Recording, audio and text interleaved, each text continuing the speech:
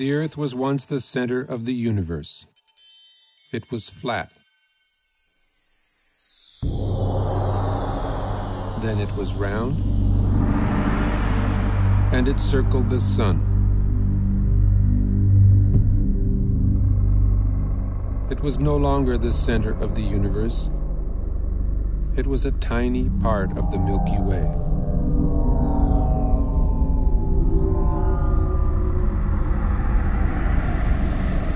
The Milky Way was the only galaxy, except it wasn't.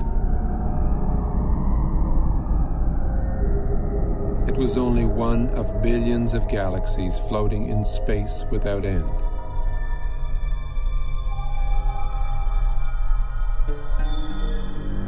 Every single time we think we've got it all figured out, we realize we've merely found another piece of the picture.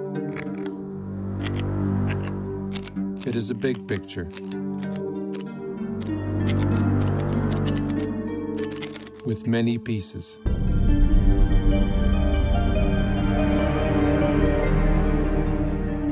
Sir Isaac Newton was the first to state the law of gravity.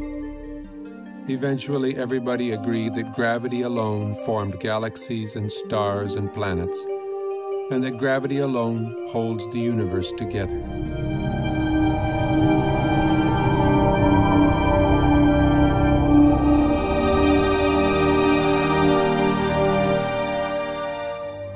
Then we discovered a force 1,000 billion times more powerful than gravity.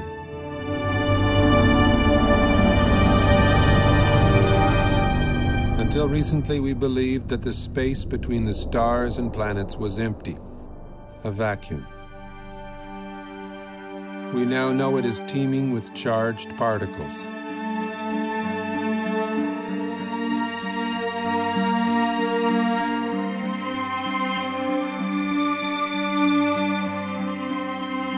We see glowing electric filaments spanning millions of light years. We see stellar and galactic formations shaped by magnetic fields.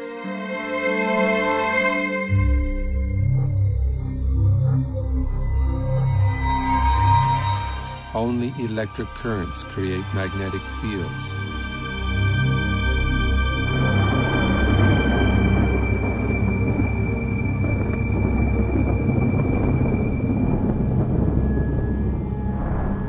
It is possible that the predominant force in the universe is not gravity, but something else.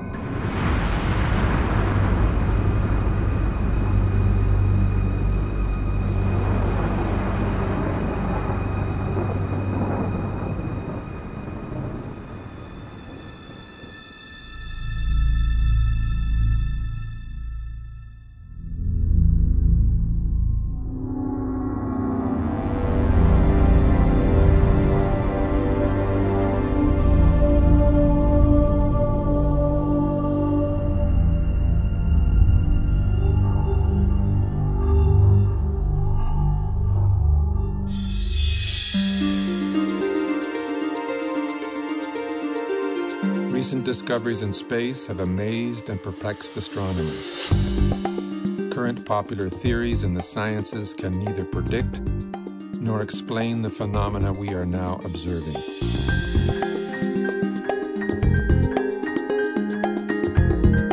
A new theory is being proposed. A theory which can both predict and explain the data coming back from deep space.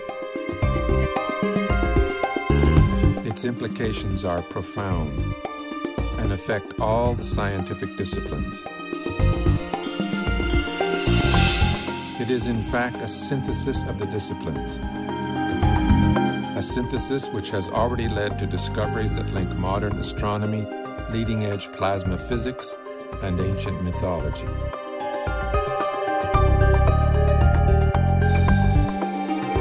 The electric model offers us a new interpretation of the workings of the universe, the history of our solar system, and even human history.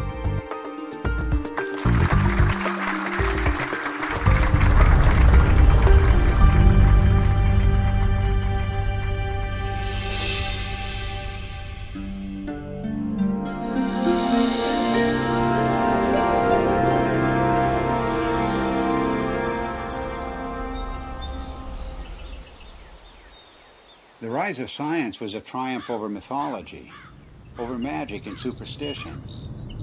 That's why the word science today implies reliability. The word myth means fiction, not true.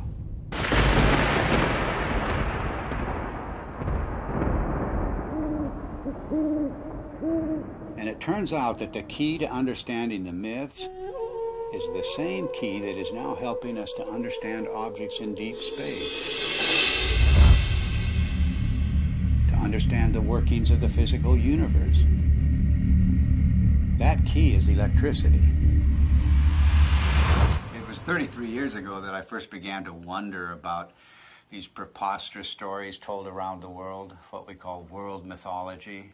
What was it that provoked this incredible outpouring of human imagination just a few thousand years ago, just before the birth of the first civilizations? I came to a radical conclusion that the myths arose from extraordinary natural events. Our early ancestors witnessed things in the sky that are not seen today. The events were awe-inspiring, both beautiful and terrifying. So it shouldn't surprise us that the myths are so incomprehensible. Well, of course they're incomprehensible. The celestial references are no longer present. It was in 1994 that I was invited to come to the US to attend a conference which was dealing with the possibility that the ancient sky, as witnessed by our earliest forebears, was different to the one we see today. I'd been interested in this kind of idea because it could only be explained in terms of electromagnetic influences within the solar system. So it came as a bit of a shock and a surprise to see David Talbot showing slides at one of the sessions at the conference, which I recognized immediately as being similar to those of electric discharges in the laboratory.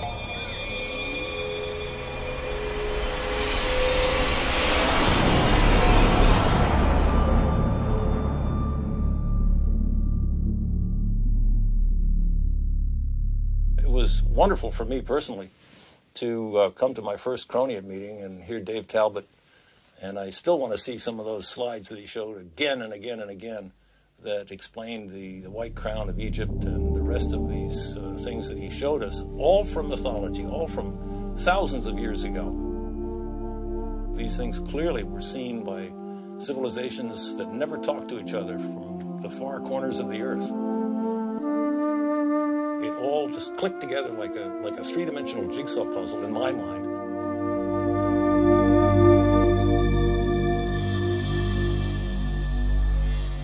A breakthrough for me came when I realized that many different cultures spread around the world use different words, different symbols, different myths to describe precisely the same formations in the sky.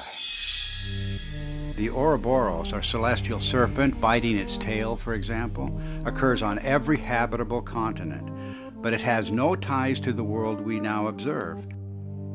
Like all of the archetypes, it is part of an alien sky. A cosmic column rising to the center of the sky, holding aloft the wheel of heaven. And much more than a wheel, because this was the revolving cosmic temple, the city of the gods, the kingdom of heaven, always resting on the cosmic column. Then there's the image of the four rivers or pathways radiating from the center of the sky out to the boundary, the rim of the wheel.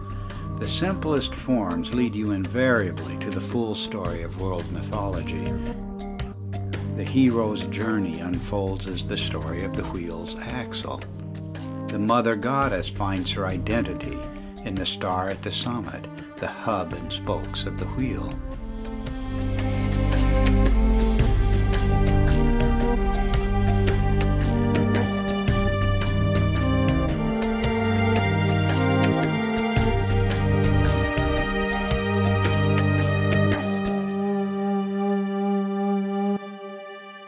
From childhood on, I've always had a deep interest in mythology, and I remember that as a child I was trying to draw up genealogies of the gods as provided in Greek mythology, and I soon found out that it didn't work, nor did anything else in mythology seem to work.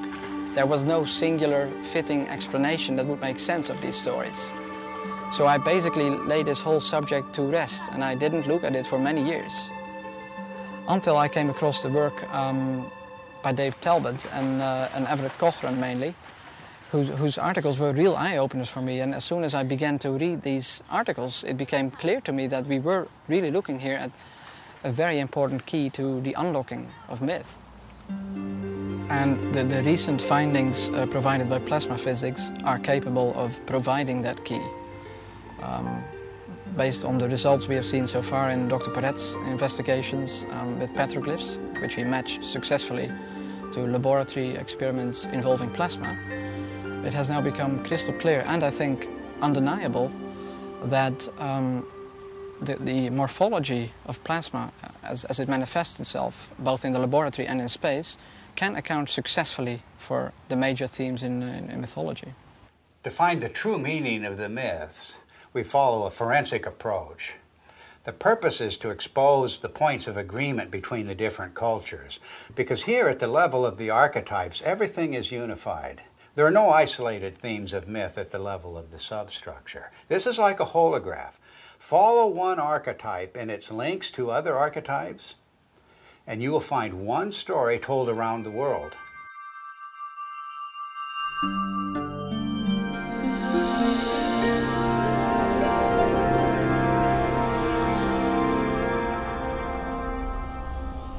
Throughout almost all of history, we have regarded the states of matter as being solid, liquid or gas. But in the last century or so, we have found that there is a form of matter where the charged particles within atoms are separated to some degree or another, and that is known as a plasma. It is the fundamental state of matter. It was not until the second half of the 20th century that we came to realize the role of plasma in the universe. And this has changed the picture of space completely. Not long ago, we thought of the physical universe as being constituted fundamentally of nothing more than atoms and empty space. But a plasma includes at least a percentage of charged particles, protons and electrons, that are not bound to any atomic structure. And plasma is an excellent conductor. Electrons will move efficiently in the direction of charge equalization, and that's an electric current, of course. Now, the reason why we see magnetic fields everywhere we look in space is because electric currents produce magnetic fields, and only electric currents produce magnetic fields. But astronomers working only with gravitational equations did not anticipate the discovery of pervasive magnetic fields in deep space.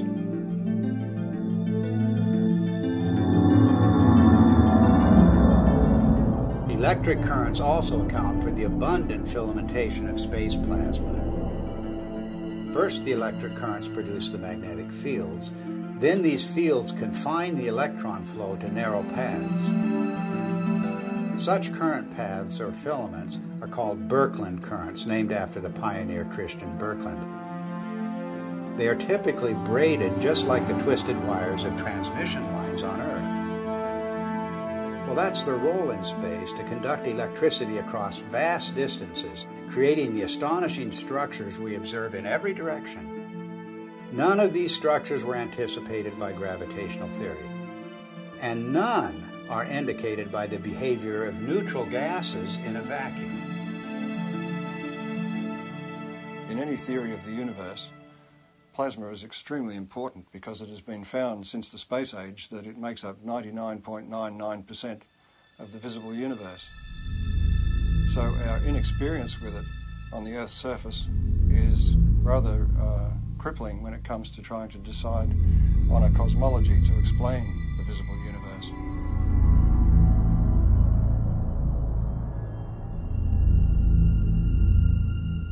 Now, plasma behaves rather oddly compared to normal matter, the matter we find, the solids, liquids and gases on Earth.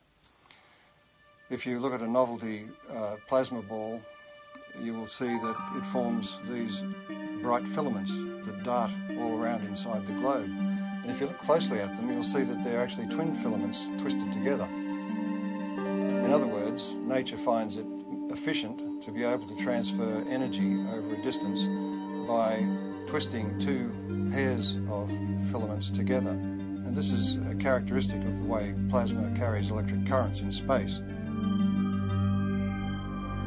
And one of the puzzles that has faced astronomers since the space age is the discovery of filamentary structures in galaxies, around stars, even the cometary tails of planets and comets themselves. These filamentary structures have come as a surprise.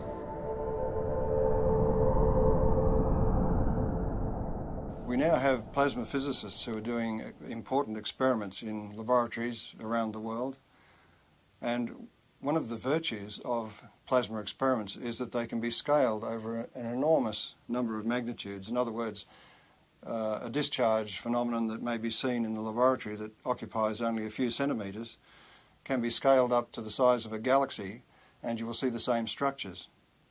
Now, this introduces a new area into cosmology where we can do experiments on Earth which can verify our ideas, our theories about how the rest of the universe works.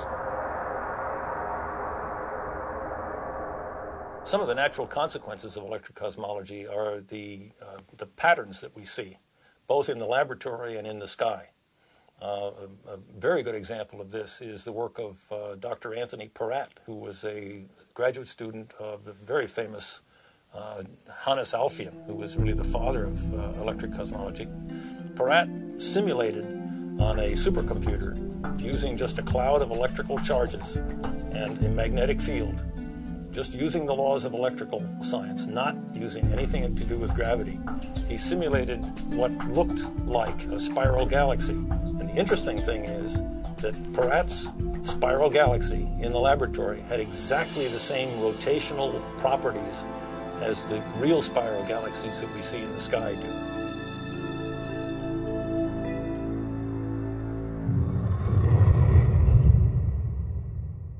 Plasma was named by Irving Langmuir because of its lifelike qualities. In other words, the similarity to blood plasma gave rise to the term plasma now used in the sciences.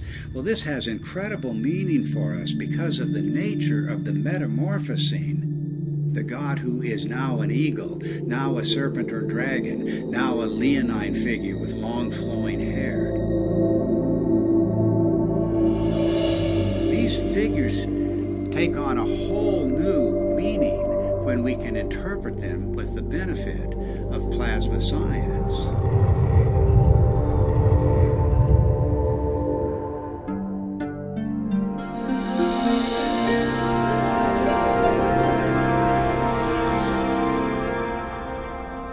The new instrumentation that was developed in the space age expanded our ability to perceive things, perceive facts. We could now see things in the entire electromagnetic spectrum instead of just the narrow sliver of visible light. What you're seeing is the actual moment of deploy there when we take the switch to deploy, and it's so quiet. And we had sensors that were out in space. We were freed from the geocentric and anthropocentric order that had prevailed before.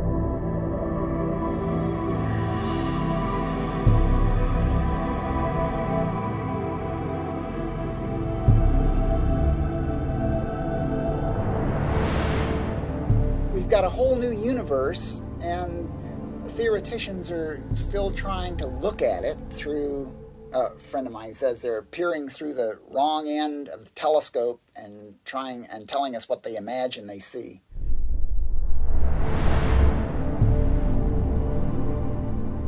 Modern cosmology gives us a rather disconnected view of the universe. In other words, we are separated star from star by vast distances.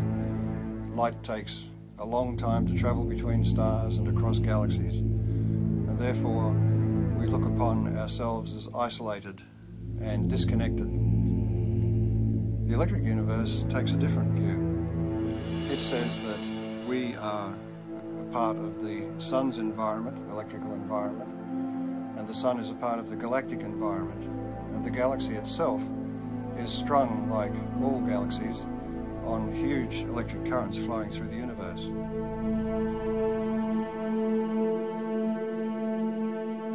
One of the typical questions that plasma cosmologists hear all the time is, how do you know what's out there in space? How do you know there's electricity out there in space? Is there energy out there in space? Why should we consider anything more than gravity?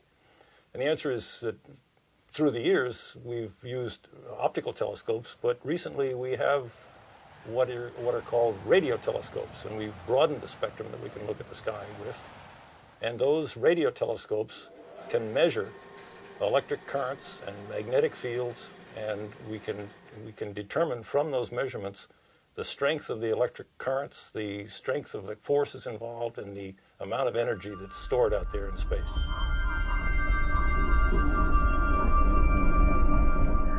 The two major pillars of modern cosmology are based on the theories of relativity and quantum theory, and yet, as Einstein himself noted, the two are incompatible.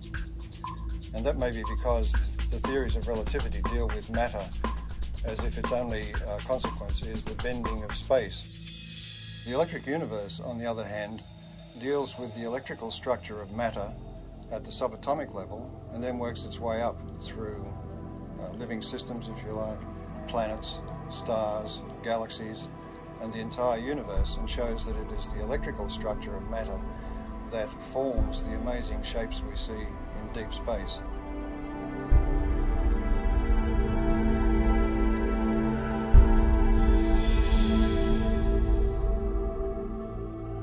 We can demonstrate the existence of these currents flowing between galaxies and between stars by the presence of the magnetic fields they generate. Magnetic fields are threaded through space at all dimensions, within the solar system, on the surface of the Sun, between stars, and within galaxies, and even between galaxies. Now, a magnetic field can only be generated by electric currents. So in other words, to continue that magnetic field for any length of time requires that there be electrical power input into those magnetic fields. And that raises the whole question of where does this power come from?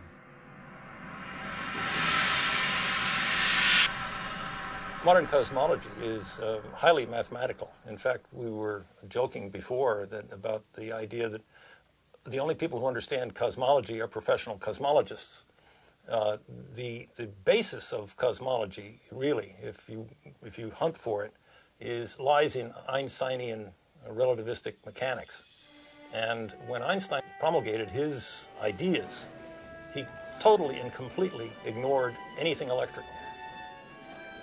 And so the modern cosmology, with all of its ideas of omega and expanding universe and inflation theory and the Big Bang and all the rest of it, are predicated on a foundation which ignores almost half of man's knowledge about the way the universe works, which is electricity.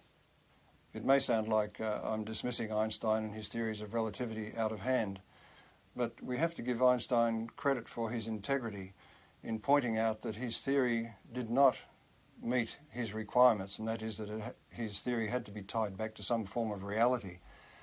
And there is no explanation as to why matter should curve space to give the effect of gravity. He felt that quantum theory, being a probabilistic theory, divorced cause and effect. And this is one of the things you cannot do in physics, is divorce cause and effect. Otherwise, you might as well give up and get a real job. But this is a puzzle that dogged Einstein through his later years, to the point that his followers tended to go off and use his geometrical explanations to conjure up things like black holes and neutron stars and so on, and the expansion of the universe and the Big Bang, without referring back to Einstein, who, with great integrity, said he wasn't satisfied with his explanation.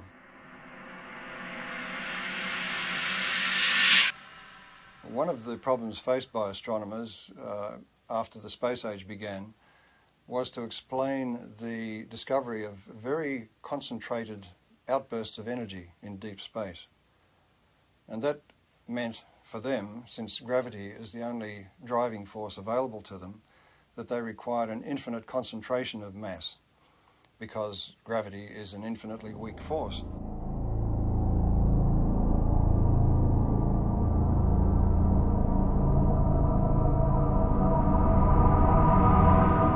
The black hole, as Wheeler originally visualized it, sucked everything, including light, in, and so therefore it was invisible. So he could postulate its existence, and we couldn't see it. And because we couldn't see it, we couldn't prove that it wasn't there. Later on, in order to explain these fantastic emissions of energy from galaxies, it was proposed, and I believe it was Stephen Hawking who did it, that there were various types of black holes, some of which actually then spat matter back out again in jets. Because, why? Because we had observed jets. In the electrical model, it's quite simple. If you think about it, the power that's expressed in your own home, in the heaters and the electric motors and the lighting and so on, is actually generated at a vast distance away from your house. In deep space, the same thing is true. The energy which we see concentrated in these events, which are attributed to black holes and so on, can more easily be explained as the confluence of electric energy from different parts of the same galaxy or even from other parts of the universe. And it is this explosive release of energy which forms the vast jets that we see lit up and exploding from the centers of active galaxies. We also have observed double radio sources either side of galaxies. And that event was predicted by Hannes Alfvén, the founding father of modern electrical cosmology, and is still to this day unexplained by standard cosmology. One of the most interesting phenomena in the sky is the so-called pulsar. A pulsar is an object that is observed to put out pulses, both of light and radio activity, RF, in the RF spectrum. And those pulses are extremely rapid. They are something like milliseconds apart. So it's like a extremely fast strobe light. And thinking of a strobe light, astronomers immediately leapt to the lighthouse kind of analogy. Something that must be spinning around, a beam is going around, and it's going around so quickly that this thing goes flash, flash, flash. Well, once the repetition rate of the pulsars was observed to get up to in the millisecond range, that meant that this star that was putting out this beam of radiation would have had to be rotating at 300 times a second. And 300 times a second, we're talking about the speed of a dentist drill. So the astronomers decided, well, normal stars couldn't possibly rotate at that speed, and so they postulated the existence of what they called a neutron star. A neutron star is a star that is so dense that it holds together so well that it can indeed rotate at the speed of a dentist's drill.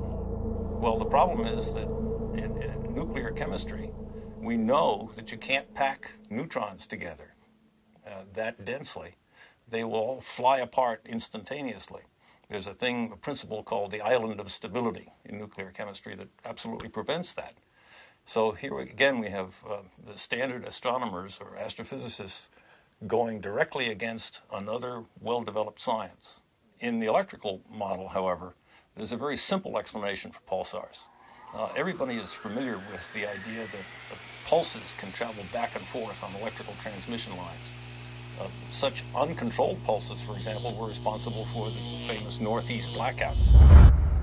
A similar effect can occur between two binary stars connected by a plasma. The two binary stars act like capacitors that store charge.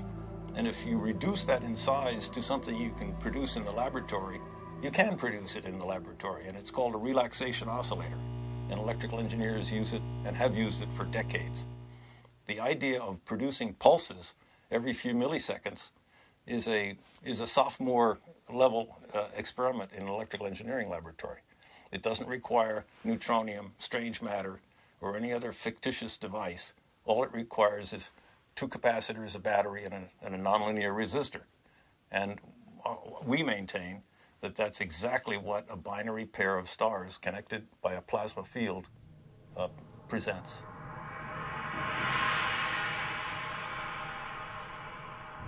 A typical ion in the solar wind, hydrogen nucleus, moving about 20 kilometers per second, which is relatively slow for the ions in the solar wind, in the magnetic field of the sun, experiences potentially magnetic forces that are something like 10 million times the strength of the gravitational force on that same ion from the sun. An interesting demonstration that illustrates very readily the relative strength of magnetic force and gravitational force is the simple idea of a ball bearing sitting on a wooden table.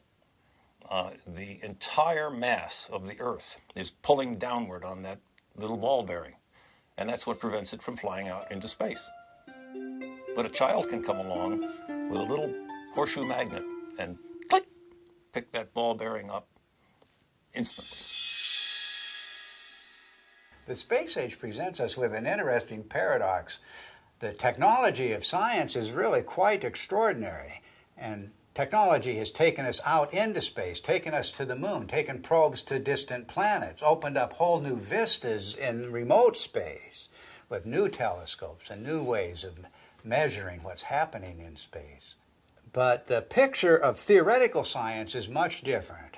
And many decades ago, assumptions began to crystallize in the theoretical sciences, beginning at the top, the queen of the sciences, as we say, which is cosmology.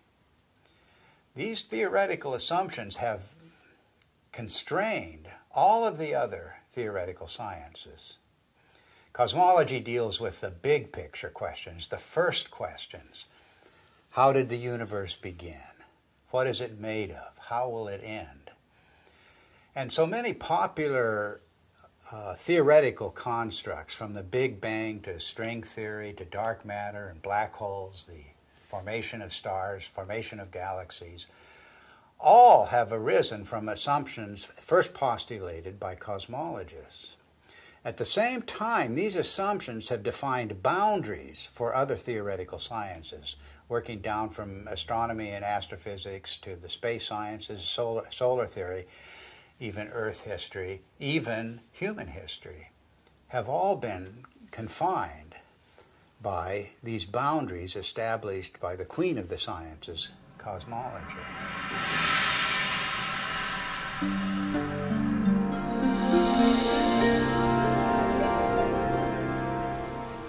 The sun just dominates our sky as the source of light and warmth and life itself on Earth. And this preeminence of the sun is so clear and obvious that it remains a mystery why virtually every ancient culture insisted that before the present sun, there was a quite different luminary ruling the sky. The central sun, the superior sun, the best sun, the motionless sun.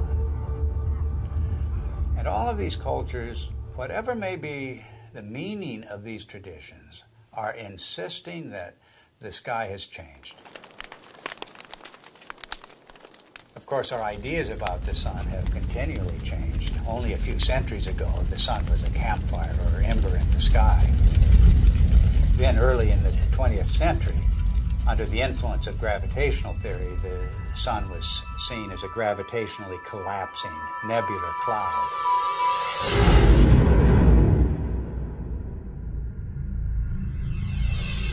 In the atomic age, astronomers began to visualize the sun in terms of a nuclear furnace hidden at its core.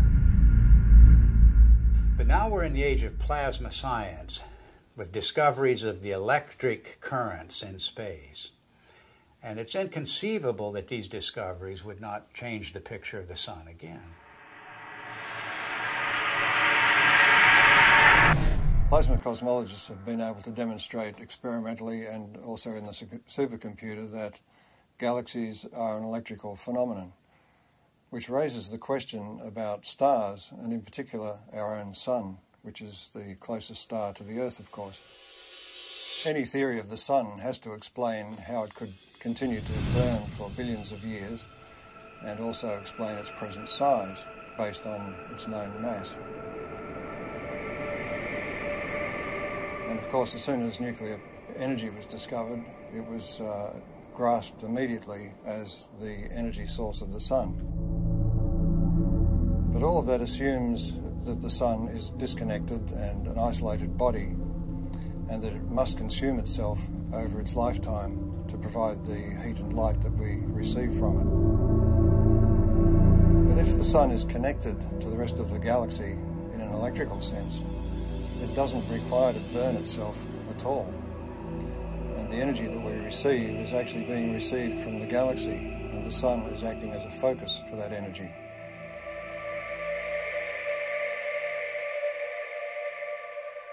The sun is actually a fairly typical star. And so if we want to understand stars and cosmology, we really have to understand the sun. And the standard model of the sun, so-called, that astronomers are so very proud of these days, really doesn't explain very much about the sun. Why is there a corona in the first place?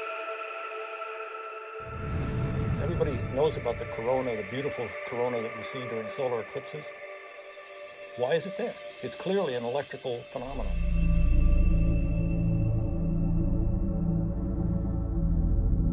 One of the greatest puzzles about the sun has been, with a surface temperature of 6,000 degrees, high above that surface we have temperatures of millions of degrees. And the question has been, how do we get the energy from the center of the sun somehow past that surface to heat the upper atmosphere of the sun to millions of degrees? In the electric model, you don't have that problem, because if the energy is arriving from outside the sun, the first place you expect to see that energy expressed is above the sun in its tenuous atmosphere. And that is the place where particle acceleration occurs, and the apparent temperature goes very high indeed, up into the millions of degrees.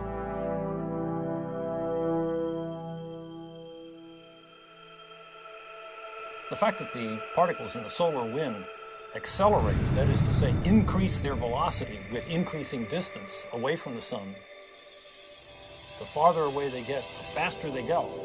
And the fact that those particles are indeed charged particles leads me, as an electrical engineer, to come to the immediate conclusion that this is an electrical process. In the solar model, think of the sun as being a positive anode, very high voltage body that obviously would emanate an electric field. And if you put a charged particle in an electric field, it will accelerate. That's the way we accelerate particles here on Earth. It's the way every physicist and electrodynamicist has ever increased the velocity of a charged particle, is put it in an electric field. One of the features we observe on the sun, which have no business being there, according to the standard model, are sunspots. The most significant thing about a sunspot is the fact that the center of the sunspot is dark. And if the sun is trying to radiate energy from its core into space, we should expect that it is bright. And if you think about that umbra, that darkest place in the center of sunspots, that's the place where we can see deepest into the sun. And just consider the fact that at that point where we can really see down into the sun, that's the absolute coldest place that we are able to measure. If the center of the sun is really a nuclear fusion furnace, it should be the hottest because we're closest to the source, and it's not the case. If you ask any astronomer, why are there sunspots? Why are the umbra dark? They will blame it on some sort of warped, twisted magnetic fields. They will say that it has to do with the solar dynamo, all of which lurk unseen like a big genie somewhere below the surface. These phenomena are only to be expected if the sun is electrical in nature. Astrophysicists make the claim that the solar fusion model has indeed been tested in the laboratory, and nothing really is further from the truth. Although each of the steps involved in the hydrogen to helium fusion reaction have indeed been verified experimentally, the overall experiment, the overall reaction, has never been produced in a continuous laboratory experiment. Continuous hydrogen to helium fusion has not been attained in the lab. The strength, in fact, of the electric cosmology is that indeed all of the mechanisms that the electrical people talk about have indeed been verified over decades, in fact, at least a century, in the laboratory. The plasma scaling is well known, and plasma and electrical experiments have verified every step of the way.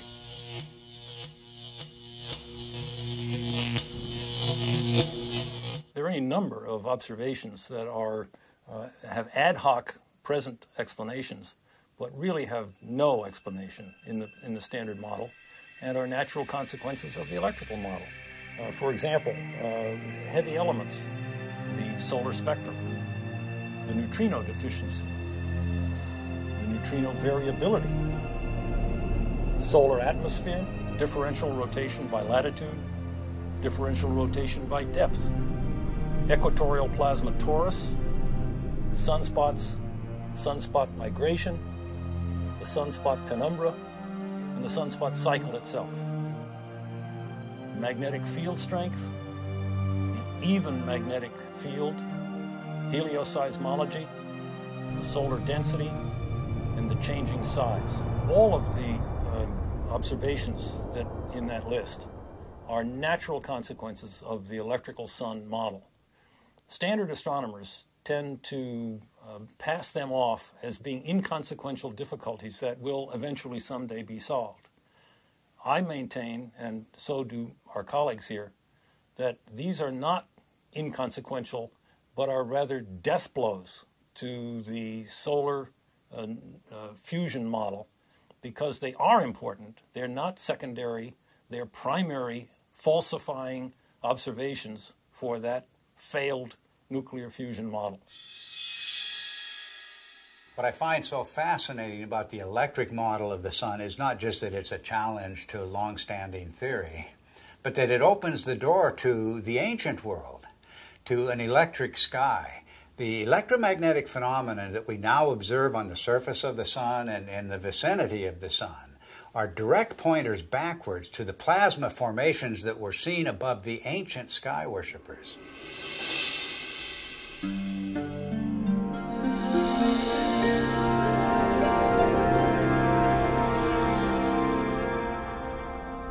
Electrical currents in space can either be invisible or they can be visible. If they're very diffuse, in other words, there's very little energy per cubic meter, they will be invisible. But where that energy becomes concentrated, it will begin to glow. And we see this kind of thing in the ion tails of comets, for instance. Where the energy becomes very concentrated, we begin to see arcs and sparks, if you like. Electrical discharge phenomena.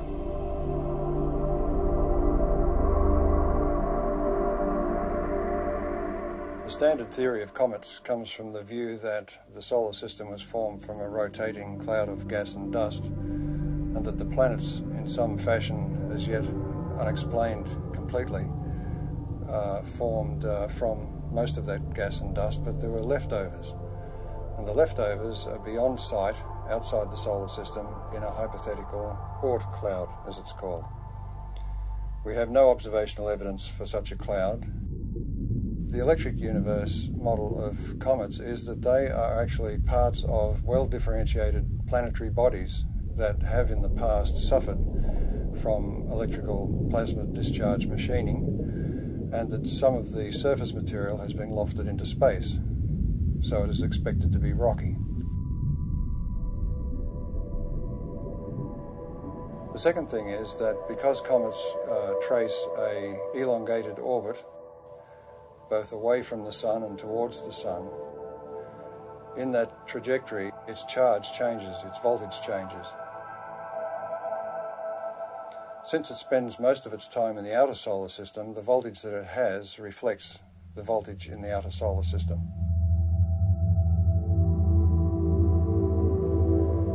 But as it hurtles towards the sun, as it enters towards the Earth's orbit, the voltage is changing rapidly, and the comet has to respond to that by beginning to discharge. And that's where we see the familiar cometary phenomena of the coma and the various tails that it produces. This creates a very distinct difference between the two models: the standard model of a comet, which is supposed to be dust and ice left over from the formation of the solar system, and the electrical model, which says that a comet is an electrical body which begins to discharge as it enters the inner solar system.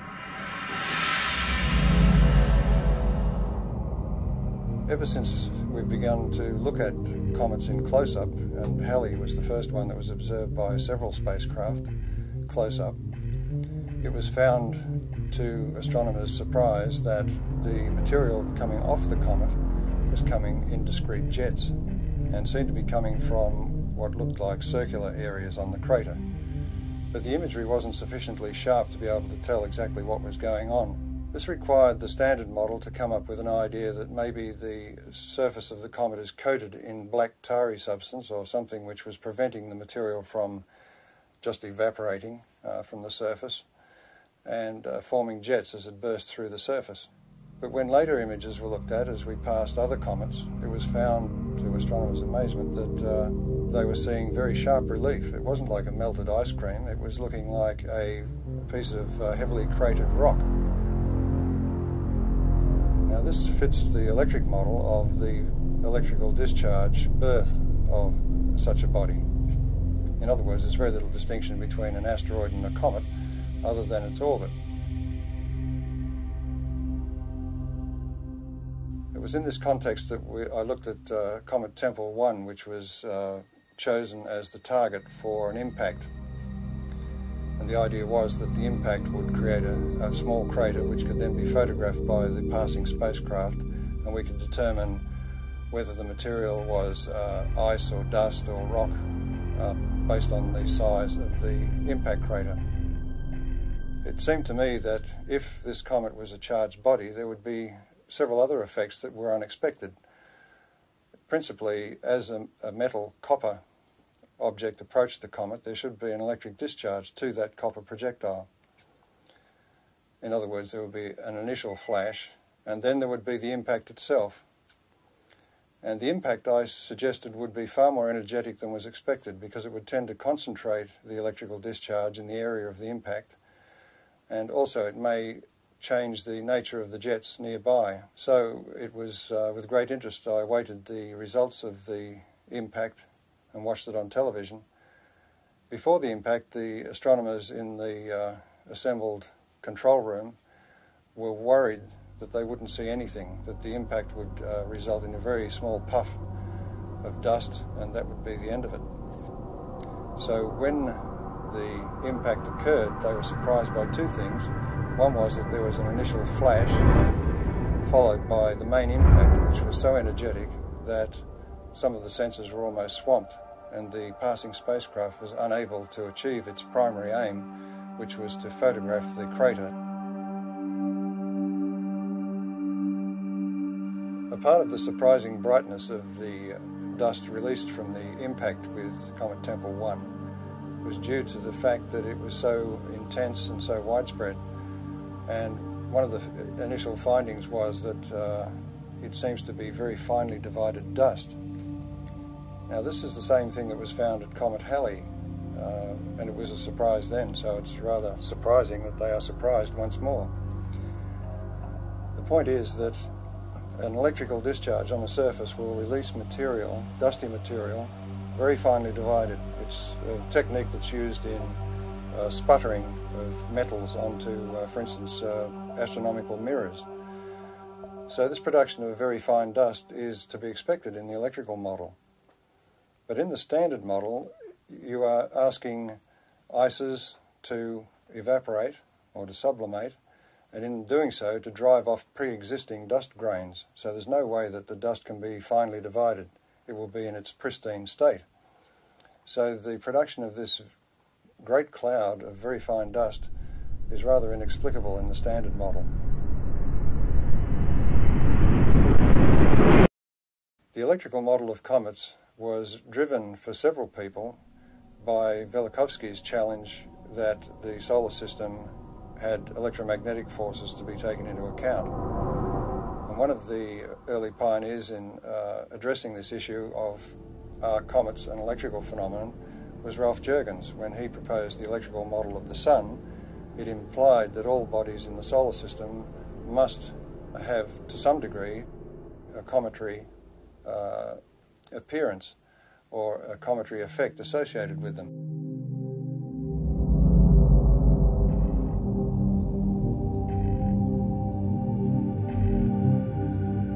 Ralph Jurgens, in his model of the Sun, showed that bodies moving radially towards or away from the Sun would experience electrical forces which could induce a cometary display, that is, a visible display.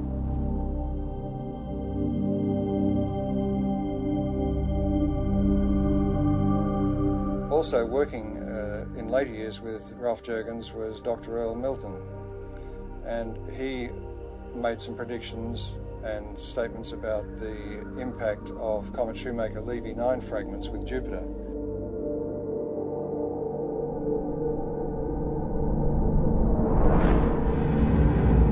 And his view of the electrical nature of those impacts was also vindicated.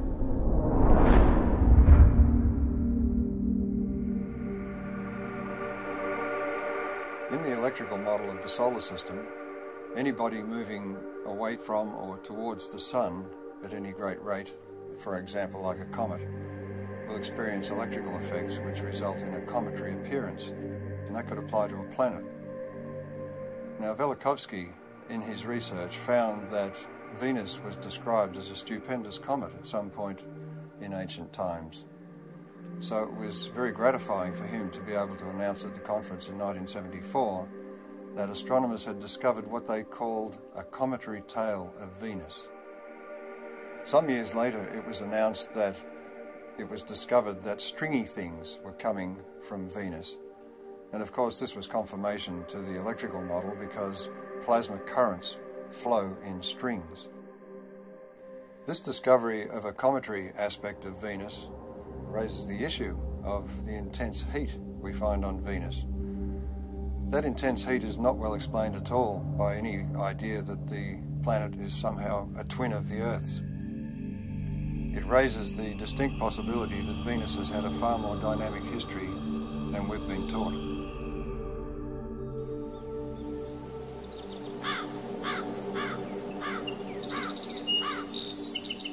Our ancient ancestors were obsessed with the comet. Let the slightest wisp of a comet appear in the sky and all of humanity was thrown into terror. But why was this?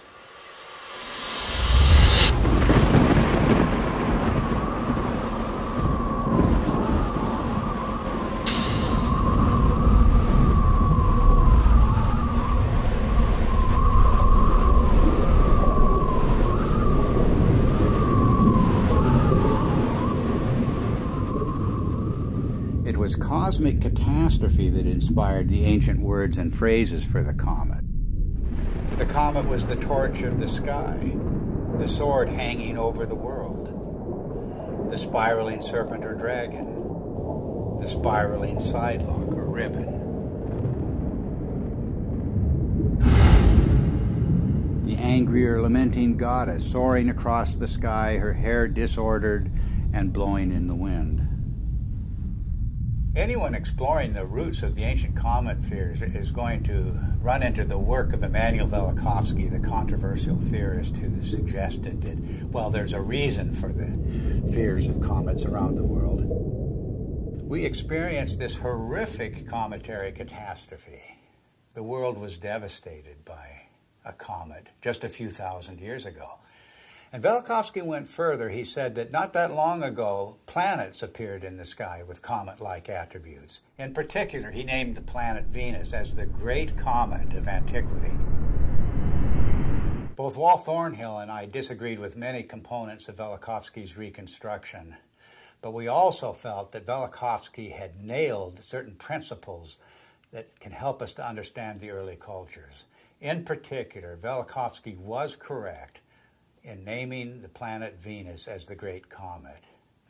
And the cometary language of Venus goes far beyond anything that Velikovsky himself published. In every corner of the world, the language of the comet and the language of Venus are identical. Venus as serpent or dragon. Venus as torch of the sky. Venus as long-haired star. Venus as bearded star.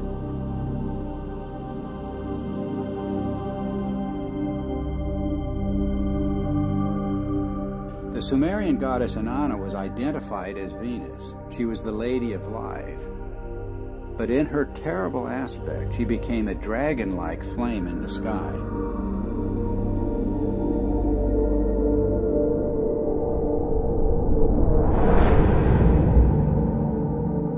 The texts say, like a dragon, you have deposited venom on the land, raining the fanned fire down upon the nation. Inanna became a roaring storm. She devastated the land. Mankind comes before you in fear and trembling at your tempestuous radiance, the texts say.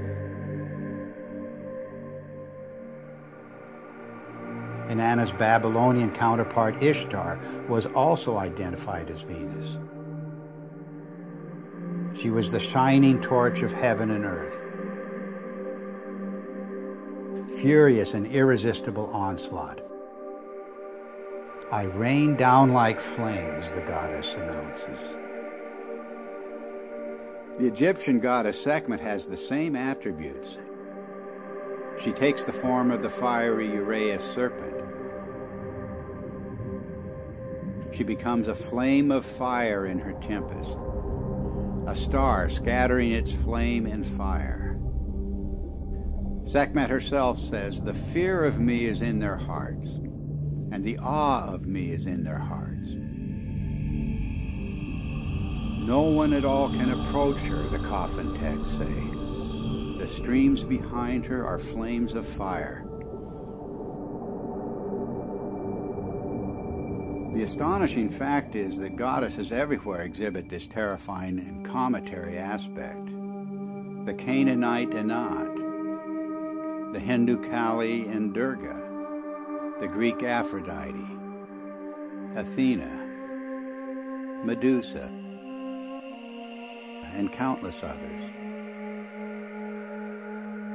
And of course, you can add numerous counterparts in the New World, from the Incan goddess Chaska to the Aztec goddess Xochiquetzal to the legendary Nokomis of North American Indian tribes.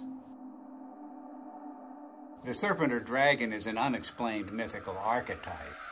There's nothing like it anywhere in the biological world. And yet the same recurring features will be found in cultures the world over. The dragon's disheveled hair and shaggy beard. Its knotted aspect, and its worldwide appearance as entwined twins.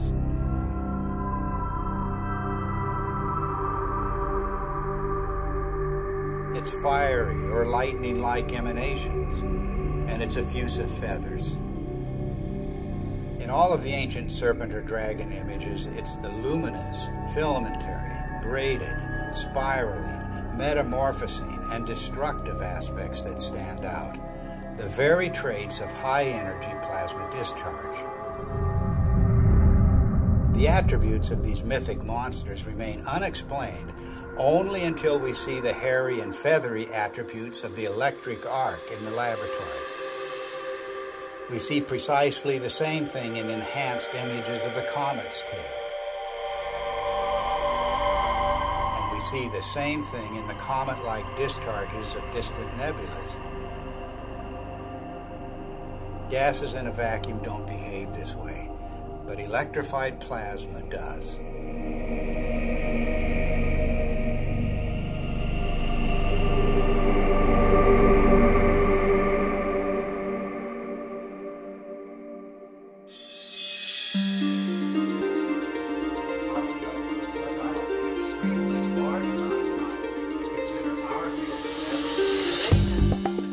The recent discoveries about the comet have astonished astronomers. Extreme ultraviolet light, X-rays, supersonic jets, sharply etched surface relief, and cometary nuclei fragmenting explosively. No one expected such high-energy events.